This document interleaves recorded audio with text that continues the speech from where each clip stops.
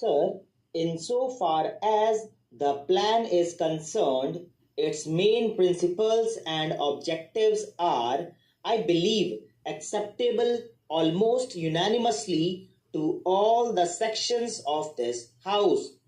The main objective is that we must bring in a socialist society and not merely say what a socialist society is, and the plan has defined what its main objective or its main purpose is having a socialist society is.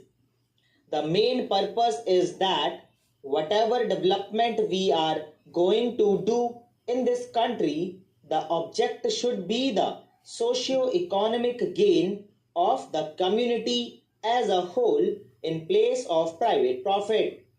And secondly, sir, the whole pattern of development and the structure of the socio-economic relations should be so planned that they result not only in increasing the national income and the employment opportunities, but there should also be greater and greater equality in incomes.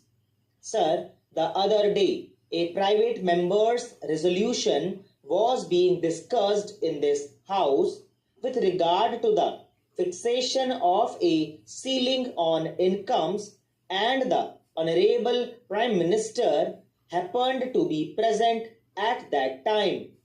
He very clearly defined what the object of such a move would be.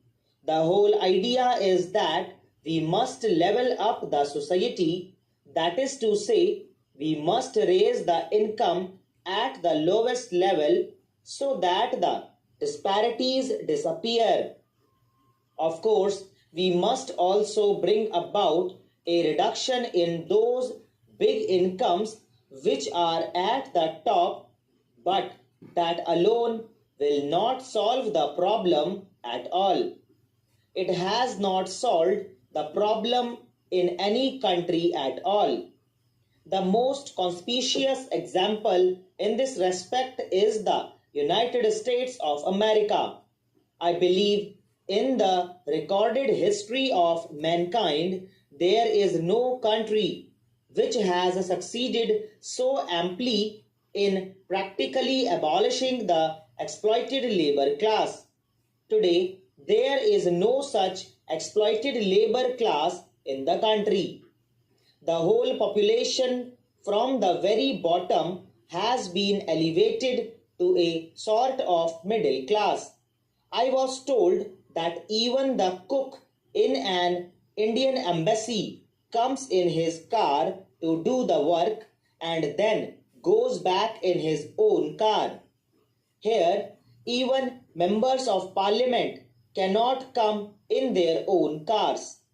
There, even a sweeper comes in a car. That is the object which we should have. In merely getting rid of the few people at the top, we are not going to solve that problem. If we distribute what they have, it would not last for more than a day or two.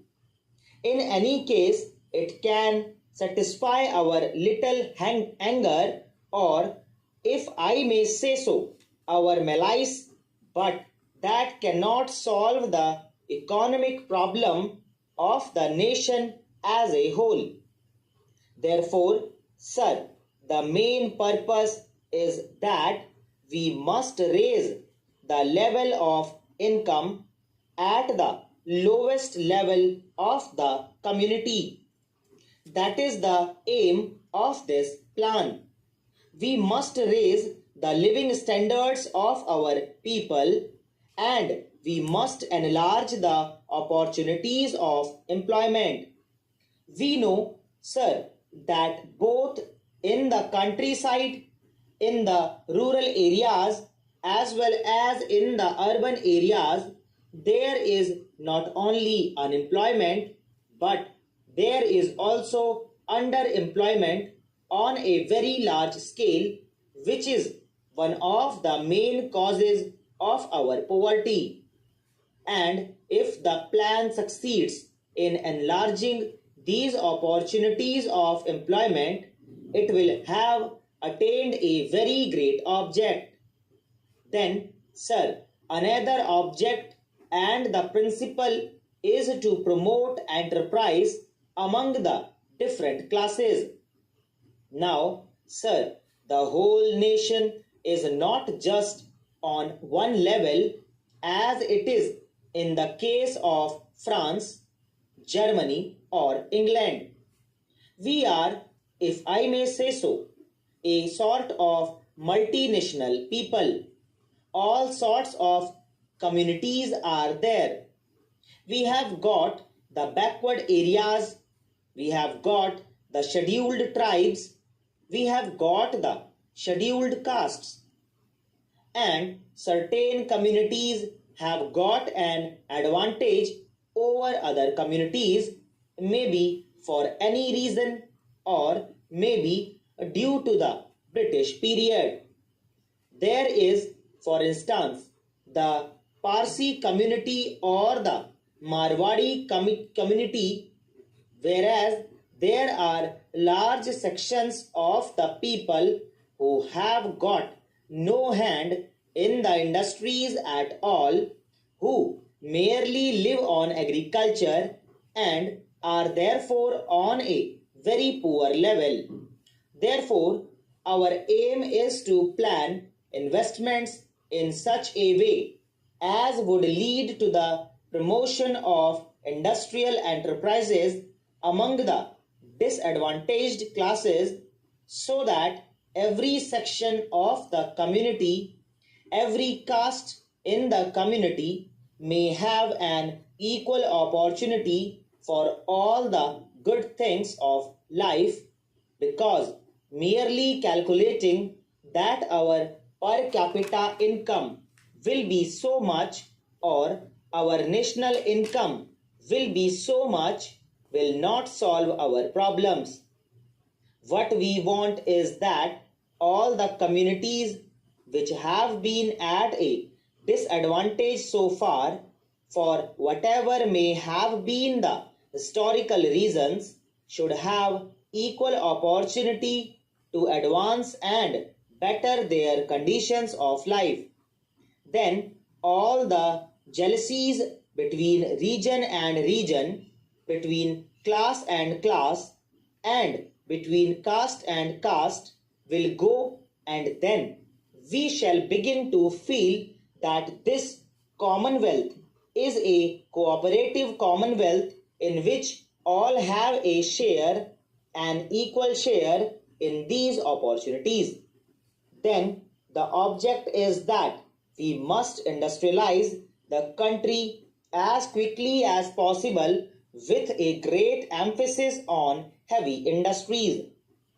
To that end, the government of India has pronounced a new industrial policy, revising the policy that had been laid down in 1948, and this new policy lays down that the public sector has to be enlarged so as to include all industries of basic and strategic importance or in the nature of public utility services.